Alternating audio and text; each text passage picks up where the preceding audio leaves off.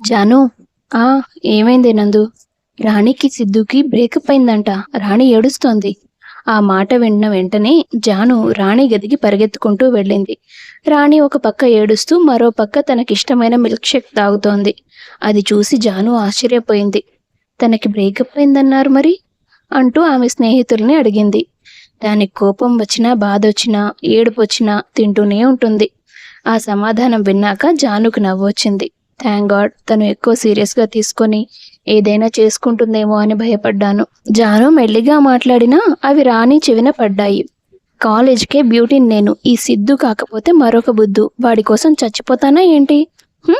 అంటూ కోప్పడింది. జాను నెమ్మదిగా అక్కడి నుంచి జారుకుంది. మరుసటి రోజు కాలక్షేపం కోసం జాను గ్రౌండ్కి వెళ్ళినప్పుడు అక్కడ ఆమెకు సిద్ధు ఎదురుపడ్డాడు. అతన్ని చూడగానే ఆమె భయపడి వెనక్కి తిరిగింది, హాస్టల్కి వెళ్ళిపోదామని. అతను చిటిక వేసి, ఏ ఆగు, ఏంటి నన్ను చూసి పారిపోతున్నావు? ఏం లేదు సిద్ధు, నేనెందుకు డిస్టర్బ్ చేయడమని. ఇవాళ ఇంకా గ్రౌండ్కి ఎవరూ వచ్చినట్టు లేరు. మా ఫ్రెండ్స్ వచ్చేదాకా నాకు కంపెనీ ఇవ్వు. నేనా? ఆ, నువ్వే. ఇక్కడ ఇంకెవరున్నారు? ఎవరూ లేరు, నేనే. ఆ బాల్ ఇలా విసురు. ఆమె పక్కనే ఉన్న త్రోబాల్ తీసుకుని అతని వైపు విసిరింది.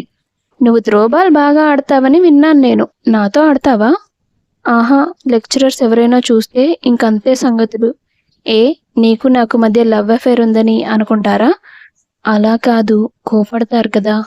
చూడు, ఇది మీ గల్లీలో ఉండే చిన్న చిన్న కాలేజీ లాంటిది కాదు. ఇక్కడ అమ్మాయిలు అబ్బాయిలు మాట్లాడుకుంటున్నారని లెక్చరర్స్ వచ్చి మధ్యలో దూరరు. అలాంటి రెస్ట్రిక్షన్స్ ఏమీ ఉండవు. అమ్మాయిలు అబ్బాయిలు కూడా కలిపి ఆడుకోవచ్చు. ఎలాగో మా వాళ్ళు రాలేదు కదా, కాసేపు ఆడుకుందామా? అలా కాసేపు సిద్ధు జాను కలిసి త్రోబాల్ ఆడుతున్నారు. జానుతో ఆడడానికి అతనికి చెమటలు పట్టేశాయి. కాసేపటికి అలసిపోయి పక్కన కూర్చున్నారు ఇద్దరు. ఏంటి చూస్తావు? కాస్త వాటర్ తీసుకురా. ఓకే సిద్ధు అంటూ ఆమె అతనికి మంచినీళ్లు తెచ్చిచ్చింది. అతను వాటర్ తాగుతున్నంతసేపు అతన్ని తదేకంగా చూస్తోంది. జానుకి సిద్ధు అంటే మొదటి నుంచే చాలా ఇష్టం. కాలేజ్ జాయిన్ అయిన కొద్ది రోజులకే ఆమె అతన్ని ఇష్టపడడం మొదలుపెట్టింది. ఎవరూ గమనించినప్పుడు అతన్నే ఆరాధనగా చూస్తూ కూర్చునేది. ఫ్రెండ్స్ అంతా కలుసున్నప్పుడు వాళ్ళ మధ్యలో నిలబడి తొంగి తొంగి చూసేది అతని వంక. ఎప్పుడూ ఎవరికీ అనుమానం రానివ్వలేదు. ఆ సందర్భాలన్నీ ఆ రోజు ఆమెకు గుర్తొచ్చాయి. నీకింత దగ్గరగా నిలబడి నేను మాట్లాడతానని అనుకోలేదు సిద్ధు. చాలా సంతోషంగా ఉంది అని మనసులో మురిసిపోయింది ఆమె. మంచినీళ్లు తాగడం పూర్తయ్యాక అతను ఆమె వంక చూసి, చేతుల్లో చాలా బలం ఉంది నీకు. నాకంటే బాగా ఆడుతున్నావు. గుండెల్లో ధైర్యం చాలా తక్కువగా ఉన్నట్టుంది. పిరికి దానిలో అన్నిటికీ భయపడుతున్నావు. అతను ఆమెను తిడుతున్నా అది ఆమెకు సంగీతంలా వినిపిస్తోంది. ఎన్నడూ తన వైపు కూడా తిరిగి చూడడు అనుకున్నవాడు ఆమెతో మాట్లాడడం ఆమెకు సంతోషాన్ని కలిగిస్తోంది. ఆ భావనలో మునిగిపోయింది ఆమె. అతని కోపం ఆమెకు కనిపించడం లేదు. సిద్ధు ఏం చెప్పినా మౌనంగా సరే అంటూ తలూపుతోందంతే. ఇక నేను వెళ్తాను సిద్ధు. ఎందుకు? ఇంకాసేపు నన్ను ఇలాగే చూస్తే లవ్లో పడతాననిపిస్తోందా? కొత్తగా పడేదేముంది, ఎప్పుడో పడిపోయాను. నీకు తెలియదు, నేను చెప్పలేను అనుకుంది ఆమె. అతను మళ్ళీ ఓ చిటిక వేసి, ఏం ఆలోచిస్తుంటావు అంతగా? అయినా అంత అర్జెంట్ పని ఏముంది? ఓ పరిగెడతానంటున్నావు హాస్టల్కి. అది కాదు, ఈ మధ్య నీకు రాణికి బ్రేకప్ అయింది కదా. అయితే మనల్ని ఇలా చూస్తే తను ఏమనుకుంటుందో. ఎంతైనా నీ గర్ల్ ఫ్రెండ్ కదా. బ్రేక్ అయిపోయాక ఇంకేం గర్ల్ ఫ్రెండ్? తను చాలా అందంగా ఉంటుంది కదా సిద్ధు. ఎందుకు బ్రేకప్ చెప్పావు? అందంగా ఉంటుందనే లవ్ చేశాను, కానీ ఆ అందం చూసుకునే బాగా పొగరు దానికి. నాకు నేను చెప్పినట్టు వినే అమ్మాయి అయి ఉండాలి. అందంగా ఉన్నా లేకపోయినా పర్వాలేదు. ఓహో, ఓకే, ఇక నేను వెళ్తాను అంటూ వెనక్కి తిరిగిందామె. అతను మళ్ళీ ఆమెను ఆపేశాడు. జాను, నాతో ఫ్రెండ్షిప్ చేస్తావా? ప్రేమించినవాడు స్నేహం కోసం చేయి చాచడం ఆమెకెంతో ఆనందాన్నిచ్చింది. కాలేజ్ అయిపోయే వరకు అతన్ని దూరంగా చూస్తూ బతికేయడం తప్ప మాట్లాడే అవకాశం కూడా రాదనుకుందామె. ఎందుకంటే సిద్ధు కాలేజీలో అందరికంటే హ్యాండ్సమ్, ఇంకా స్టైలిష్గా ఉంటాడు. బాగా చదువుతాడు కూడా. జాను చాలా సాదాసీదాగా ఉంటుంది. చామంచాయ రంగుతో, పొడవాటి జడతో, ఆకర్షించే కళ్ళతో ఉంటుంది. అయినా సరే ఆమెకి తన అందం పట్ల కాన్ఫిడెన్స్ లేదు. తనని అతను ఒప్పుకోడని ఆమె అభిప్రాయం. అలాంటి అతనే తనతో స్నేహం కోసం చేయి చాచడం జాను మీద పూలవాన కురిసినట్లు అయింది. ఎక్కువ హడావిడి చేయకుండా నెమ్మదిగా సరే అంటూ చేయగలిపింది.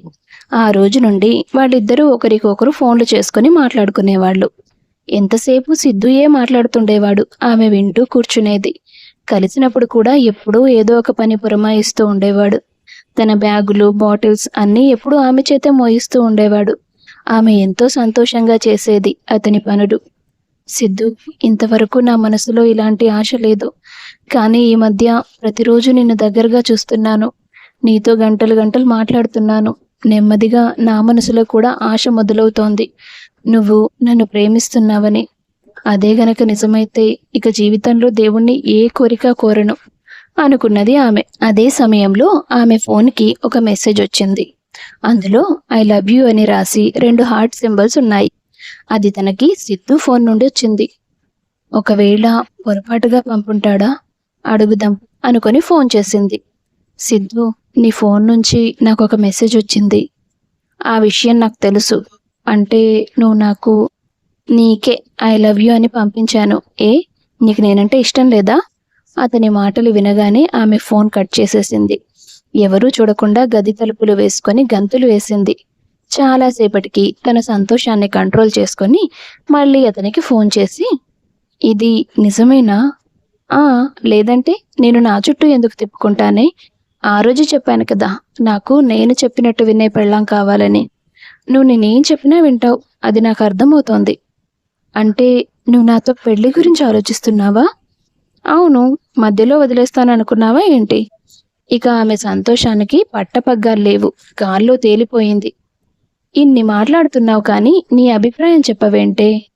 నీ ప్రేమని నేను కాదంటానా? అనగలను అంటావా? నాకు తెలిసే బంగారం. కానీ కాలేజీలో ఎవరికి చెప్పకు. అందరూ మనం ఫ్రెండ్స్ అనే అనుకోవాలి.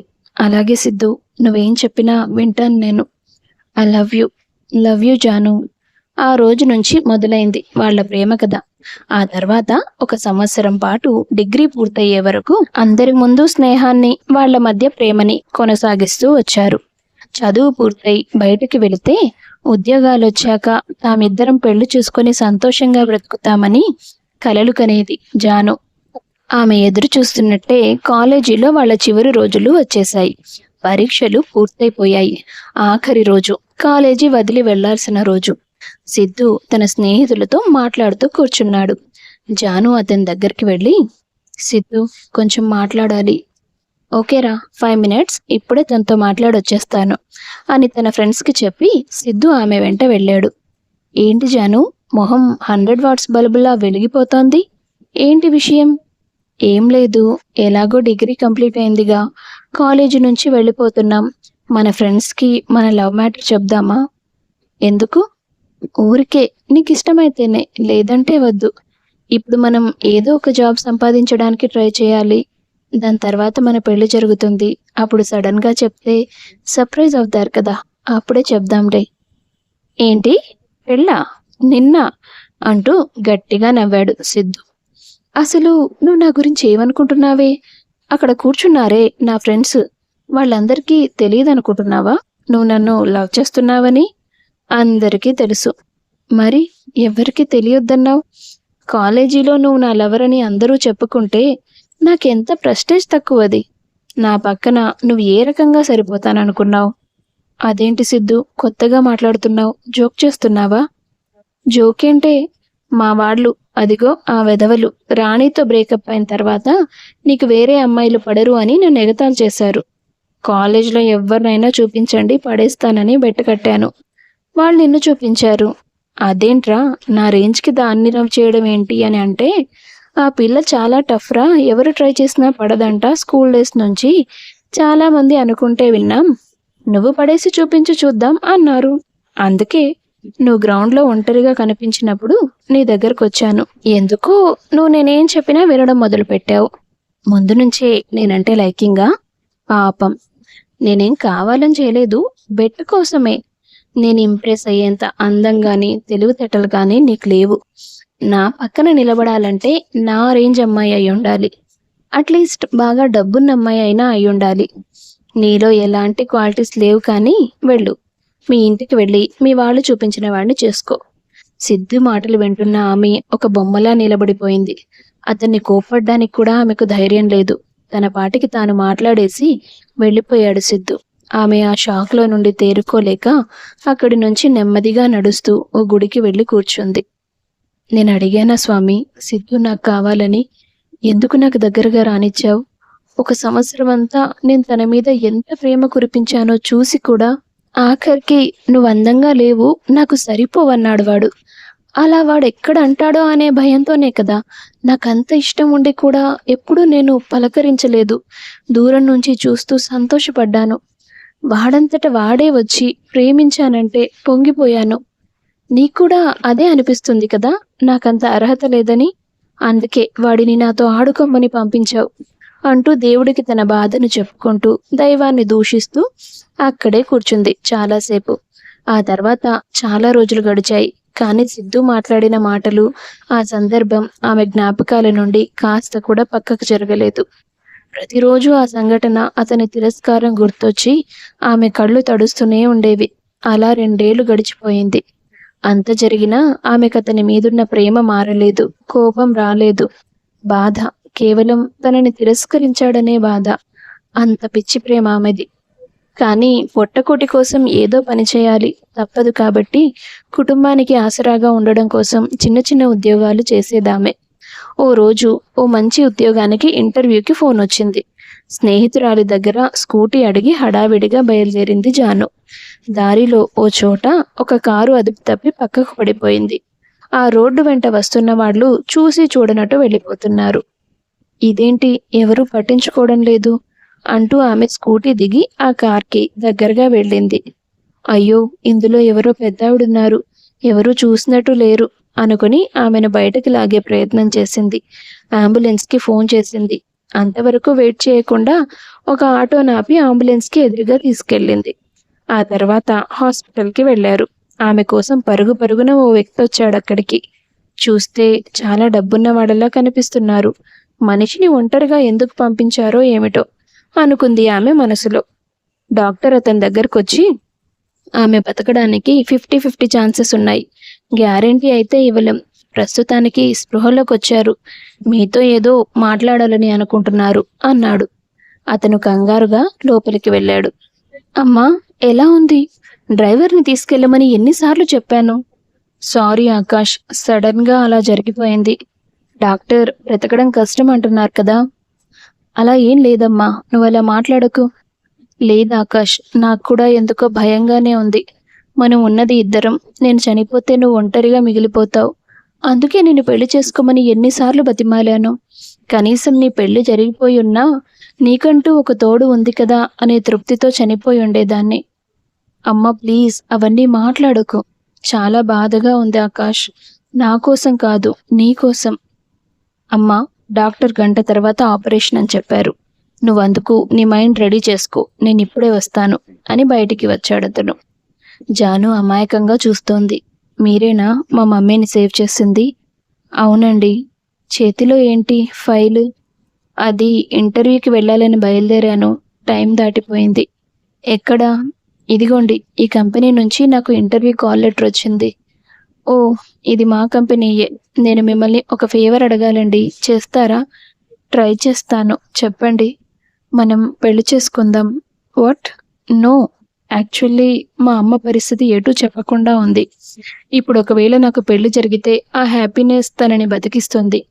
అలా జరగకపోయినా తన లాస్ట్ విష్ పూర్తవుతుంది. అందుకే ఇప్పుడే తన కళ్ళ ముందే నేను మీ మెడలో తాడి కడతాను. దీని గురించి మరెవరికీ తెలియదు. అమ్మకి ఏదైనా జరిగితే మీరు ఫ్రీ బర్డ్, మిమ్మల్ని ఎవ్వరూ ఆపరు. తను సేఫ్గా ఉంటే, కొంచెం ఆరోగ్యం బాగుపడ్డాక తనకు విషయం చెప్తాం. అప్పుడు కూడా మీరు వెళ్ళిపోవచ్చు. ప్లీజ్, నా దగ్గర వేరే ఆప్షన్స్ లేవు ఇప్పుడు. జాను కాసేపు తికమకలో పడిపోయింది. ఆకాష్ బయటికి వెళ్ళి తిరిగి వచ్చాడు. వచ్చి రాగానే జాను చేయి పట్టుకుని ఐసీయూలోకి లాక్కెళ్ళాడు. అమ్మా, ఇటు చూడు. ఏంట్రా, ఎవరి అమ్మాయి? నీ కోడలు. ఇప్పుడే ఇక్కడే నేను తనని పెళ్లి చేసుకుంటున్నాను. చూసి మమ్మల్ని దీవించు అన్నాడు తల్లితో. ఆ తర్వాత జాను అనుమతి తీసుకోకుండానే ఆమె మెడలో 3 ముళ్ళు వేశాడు. ఆమె మనసంతా భయంతో నిండిపోయింది. ఆకాష్ తల్లి భ్రమరాంబ మాత్రం ఆనందంగా నవ్వింది. మౌనంగా దీవించింది వాళ్ళని. ఆమె మొహంలో ఆ నవ్వు చూశాక జానుకి కాస్త తృప్తిగా అనిపించింది. ఈ ఆనందం ఈవిడ్ని బతికిస్తే బాగుంటుంది దేవుడా అంటూ దేవుణ్ణి ప్రార్థించింది. ఆ తర్వాత కాసేపటికి భ్రమరాంబకి ఆపరేషన్ జరిగింది. ఆమె సురక్షితంగా ప్రాణాలతో పోరాడి బయటపడింది. ఆకాష్, జాను, భ్రమరాంబ అంతా సంతోషించారు. ఇప్పుడు జాను మెడలో ఉన్న తాళి సమస్యగా మారింది. అమ్మ కాస్త కోలుకునే వరకు తప్పదండి ప్లీజ్ అంటూ చేతులు జోడించాడు ఆకాష్. అయ్యో సార్, మీరంత పెద్ద కంపెనీకి సీఈఓ అయ్యండి నాలాంటి ఒక మామూలు అమ్మాయికి చేతులెత్తి దండం పెట్టడం బాగుండదు. కానీ నేను మీ ఇంటికి రాలేను మా అమ్మ నాన్న పర్మిషన్ లేకుండా. పర్మిషన్ ఇవ్వాలంటే మీరు ఈ పెళ్లి గురించి చెప్పాల్సి వస్తుంది జాను. అది మీకు ఓకేనా? ఒకవేళ మీరు ఈ పెళ్లిని ఒప్పుకుంటే నాకేం ప్రాబ్లం లేదనుకోండి. మీ వాళ్ళ పర్మిషన్ తీసుకొని మా ఇంటికి తీసుకెళ్తాను. ఆ అదేంటి? ఆ పరిస్థితి ఎలాంటిదైనా కట్టిన తాళికున్న విలువ మారిపోతుందా?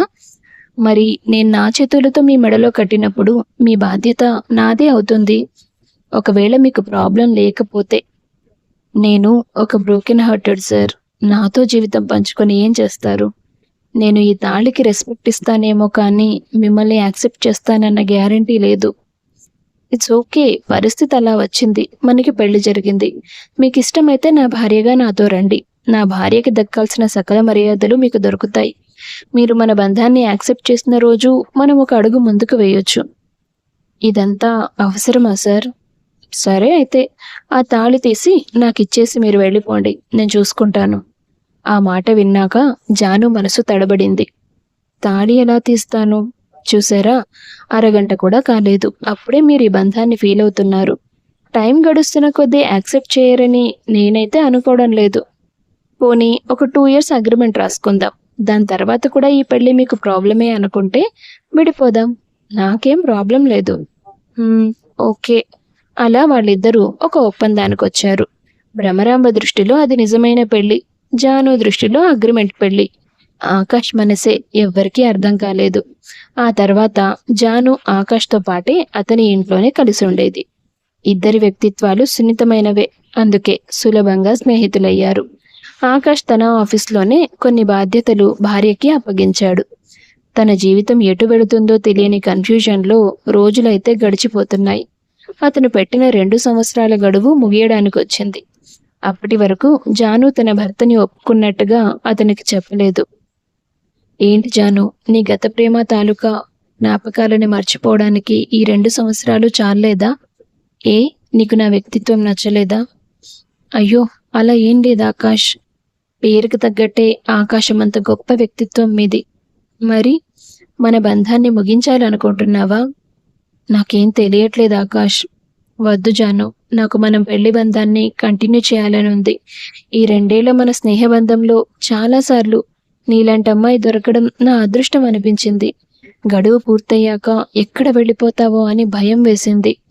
అంటే నేను నిన్ను అంతగా ఇష్టపడుతూ వచ్చానన్నమాట. నాలో అంతగా ఏముంది సార్ ఇష్టపడ్డానికి? మీ అందానికి, హోదాకి, ఆస్తికి దేనికి నేను సరిపోయే అమ్మాయిని కాదు. అందమా? పెళ్ళాం అందంగా ఉంటే సరిపోదు మేడం, అర్థం చేసుకునేది అయి ఉండాలి. అలా లేకపోతే జీవితం నరకం అవుతుంది. నీలాంటి అర్థం చేసుకునే గుణం ఉన్న మనిషితో జీవితం పంచుకోవడానికి కాదనే ధైర్యం నేను చేయలేను. అలా అని నాతోనే ఉండిపోమని బలవంత పెట్టలేను. కానీ నాకు నువ్వంటే ఇష్టం. ఈ ఒక్క మాట గుర్తుపెట్టుకో, నువ్వు ఏదైనా నిర్ణయం తీసుకునే ముందు. అలా ఆకాష్ తన మనసుని ఆమె ముందు పెట్టాడు. నేను ట్రై చేస్తాను, కొంచెం టైం ఇవ్వండి అంటూ మాట అడిగి దాటేసింది జాను. దాని తర్వాత ఒక 15 రోజులు గడిచాయి. ఓ రోజు ఆమె ఆఫీస్కి వెళ్ళినప్పుడు అక్కడ ఆమెకు సిద్ధు కనిపించాడు. ఒక్కసారిగా ఆమె గుండె వణికిపోయింది. వేగంగా నడుస్తూ తన క్యాబిన్లోకి వెళ్ళిపోయింది. కొద్దిసేపటి వరకు ఆమె గుండె వేగం తగ్గలేదు. సిద్ధు తన పక్కన ఉన్న రమేష్తో, ఆ అమ్మాయి జాను ఇక్కడెందుకుంది? ఇక్కడ జాబ్ చేస్తుందా అని అడిగాడు. మీరు ఈ రోజే కదా సార్ ఇక్కడ జాయిన్ అయ్యారు, అందుకే మీకు తెలియదేమో. ఆవిడ మన బాస్ ఆకాష్ గారి భార్య. వాట్? అదిగో ఆకాష్ సార్ కూడా వస్తున్నారు. ఇంత గొప్ప పొజిషన్లో ఉన్న ఇతను జానుని పెళ్లి చేసుకున్నాడా? ఏంటి మేడంని పేరుతో పిలుస్తున్నావు నువ్వు? లేదు, అలా వచ్చేసింది. జాగ్రత్త, ఒళ్ళు దగ్గర పెట్టుకొని ఉండు. బాస్‌కి భార్య అంటే విపరీతమైన ప్రేమ. ఓహో! అలాగే. ఆ తర్వాత కొద్ది రోజులు గడిచాయి. ప్రతిరోజు సిద్ధుని ఫేస్ చేయడం జానుకి కష్టంగా మారిపోతోంది. అతనికి ట్రాన్స్‌ఫర్ ఇమ్మని భర్తకి చెబుదామన్నా ఆమెకు ధైర్యం చాలలేదు. జాను ప్రతిరోజు దేనికో ఇబ్బంది పడుతూ ఉండడం ఆకాష్ గమనిస్తూనే ఉండేవాడు. అలా కొద్ది రోజులు గడిచాక సిద్ధు మనసులో దురాలోచనలు పుట్టాయి. ఆమెతో సన్నిహితంగా ఉంటే అతనికి కలిసి వస్తుందని భావించాడు.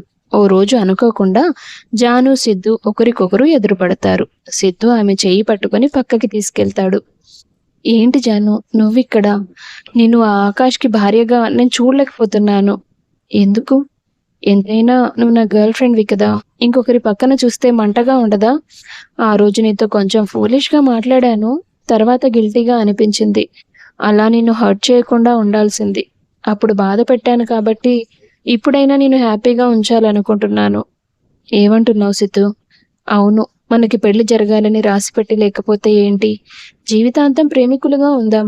ఎవరికీ తెలియకుండా మేనేజ్ చేద్దాం. అతని మాటలకి జాను నవ్వడం మొదలు పెడుతుంది. నీతో అఫైర్ పెట్టుకోమని అడుగుతున్నావా? పిచ్చి పట్టిందా సిద్ధు నీకు? ఇలాంటి ఒక ప్రపోజల్‌కి నేను ఒప్పుకుంటాననే అనుకుంటున్నావా? నటించకు జాను. ఇప్పటికీ నీకు నేనంటే ఇష్టం. అది నీ కళ్ళలో నాకు తెలుస్తోంది. నన్ను అంతగా ప్రేమించావు. వదులుకోలేకపోయావు. ఇప్పుడు కలిసి ఉండడానికి అవకాశం వస్తే ఫూలిష్‌గా వదిలేసుకుంటావా? లవ్ హ! లవ్ చేశాను నిన్ను. చాలా లవ్ చేశాను. నిజానికి నువ్వే కరెక్ట్. ఇప్పుడు కూడా నువ్వు కనిపిస్తుంటే నా కళ్ళకి ఆనందంగా అనిపిస్తోంది. నీ మాటలు వినిపిస్తుంటే నాకే తెలియకుండా సంతోషంగా అనిపిస్తోంది. ఎక్కడ ప్రాబ్లమ్ అవుతుందో అని నీకు దూరంగా ఉండడానికి ట్రై చేశాను కానీ నిజమే, నేను నిన్నప్పుడెంత ప్రేమించానో ఇప్పటికీ అంతే ప్రేమిస్తున్నాను. అదే నా జీవితంలో అన్నిటికంటే పెద్ద దురదృష్టం. జాను. ఆ! ఏంటి జాను?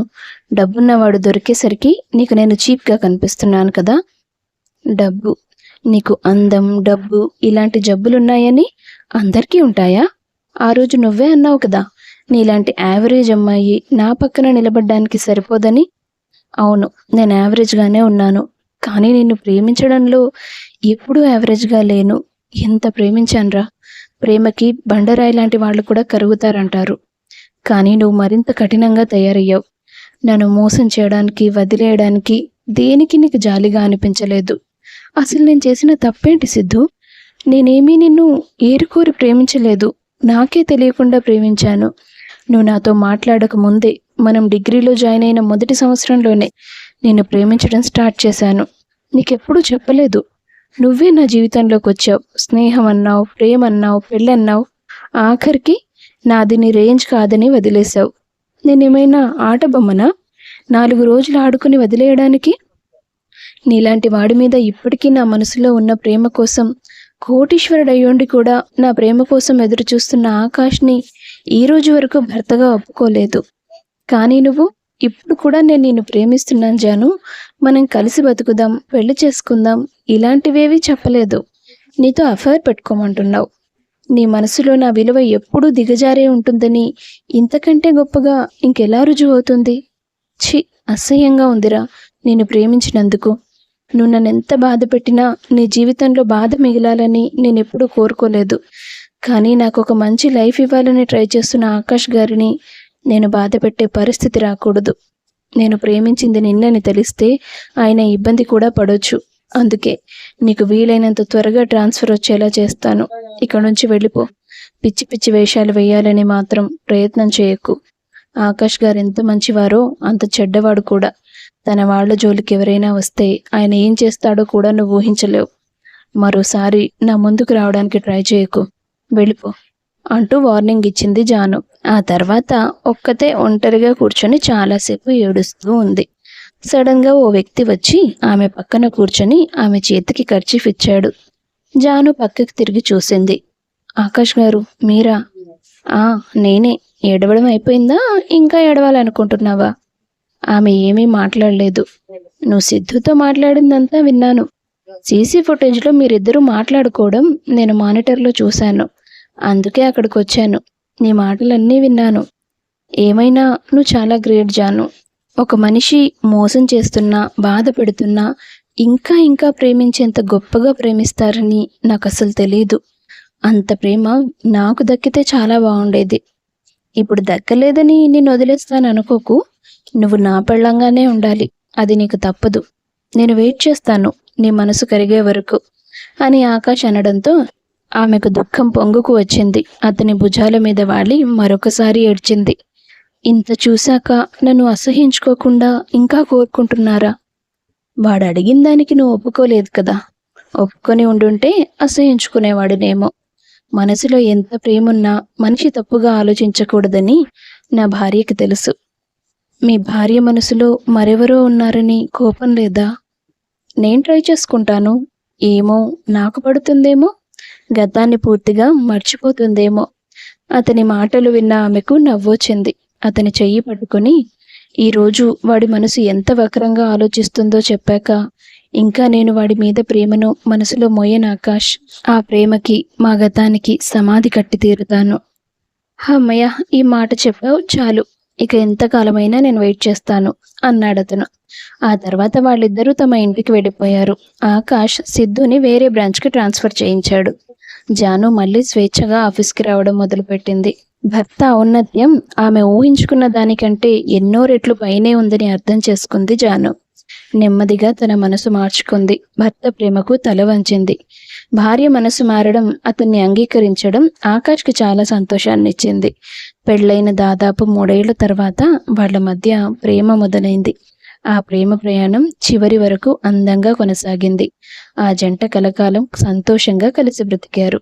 కథ నచ్చితే వీడియో లైక్ చేసి షేర్ చేయండి. ఛానల్ను తప్పకుండా సబ్స్క్రైబ్ చేసుకోండి. మీ అభిప్రాయాన్ని కామెంట్స్ రూపంలో తెలియపరచండి.